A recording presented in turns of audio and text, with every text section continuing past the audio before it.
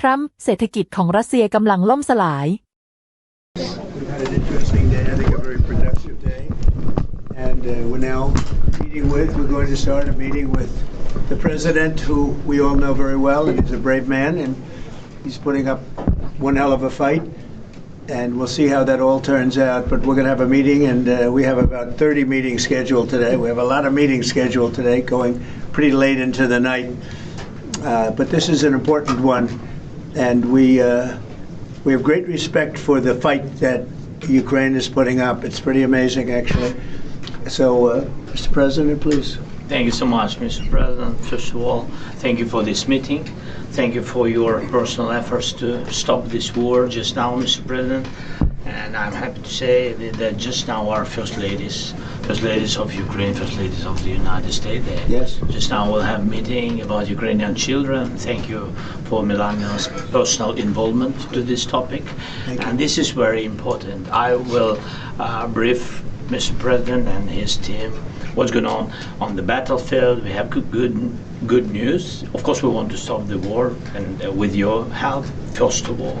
And it's good that our soldiers occupied 360 kilometers these months. And of course, we will speak about how to finish the war and about security guarantees. A lot of what to discuss. Thank you. Would you like to say how you are doing on the battlefield? Yeah. Please. Yeah. So thanks to our soldiers and to possibility to pearl the program when NATO countries, by the way, thanks to your support, that they can buy weapons from the United States. So our soldiers these months they occupied 360 kilometers, and they encircled 1,000 soldiers, and of course we want to exchange, because we need our soldiers in any case. But thanks to our soldiers, we have this possibility, this opportunity. And we will continue until Russia will stop this war, and I hope that they will stop. In any case, we know that the economy of Russia is not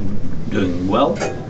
With this, during this war, we need more pressure and more sanctions, and I hope with United States, first of all, and Europe, but we support, Mr. President, your idea, and I want to discuss it, how to stop some countries from Europe, how to stop them possibility to buy Russian oil and gas. Right. Yes, I had conversation, by the way, with President of Slovakia, Prime Minister of Slovakia. We had good conversation. I think that they need some alternative ways, and they will support this idea. I'm not sure that Hungarians are ready, but everything is in the future. Thank you very much. Thank you. Any questions? Mr. President, do you think that NATO countries should shoot down Russian aircraft if they enter their airspace?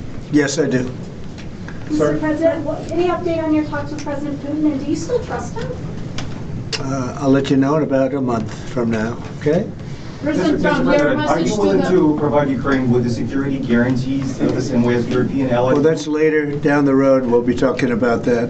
Hopefully, we'll be in a position to talk about that a little bit later on. It's a little bit too early to answer Why that do you question. think Mr. Putin is not Go going ahead, to meet please. with both of you? President Trump, your time? message to President Orban, who is refusing to stop buying Russian oil. Well, he's a friend of mine. I have not spoken to him, but I have a feeling if I did, he might stop, and I think I'll be doing that. What progress do you think has been made on ending Russia's war against Ukraine since the last time you saw President Zelensky? Well, the biggest progress is that the Russian economy is terrible right now. It's, as you know, it's crashing.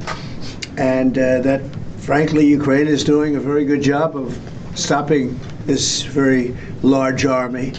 It's pretty amazing. You know, this is a war that should have ended in 3 days, 4 days. People said it was going to be very quick, and you got to hand it to the Ukrainian soldiers and everybody involved. It's still going on, and that's not a good thing for Russia. This was supposed to be quick, and so, you know, Russia doesn't look very distinguished, having taken 3.5 years now, right? It's about 3.5 years of very hard fighting, and it looks like it's not going to end for a long time. Mr. President, have you been briefed on the latest alleged drone incursion into Denmark?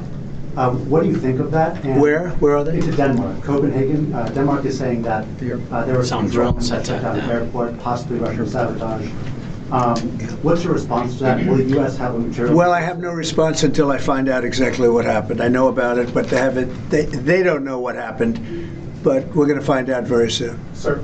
Would you back up NATO allies? You said that you thought that they should shoot down the Russian aircraft. Would you back them up? Would the United States help them out in some way? Depends on the circumstance, but we're very strong toward NATO. NATO stepped up. When they went from 2% to 5%, that was great unity. Trillions of dollars is being pumped in, and they're paying us for the weapons that we send. But that was a big day that nobody thought a thing like that could happen. You had countries that weren't paying 2%, and now they're all paying 5%. That's a lot of money. It's a lot of weapons they're buying, and they're buying them from us. They're buying them from the U.S. In the old days, Biden gave them everything, gave them $350 billion worth of money and weapons. That's a lot of money and a lot of weapons, and we got really not much for it. We gave the money to Ukraine to fight, and they've proven they're very brave. I mean, look, they're fighting, and this is a war going on 3.5 years, and people thought it would be over quickly because Russia's a big military power, and Ukraine, I tell you, they are good fighters. Got to hand it to them. They have a lot of courage, a lot of guts. Thank you very much, everybody. Thank you.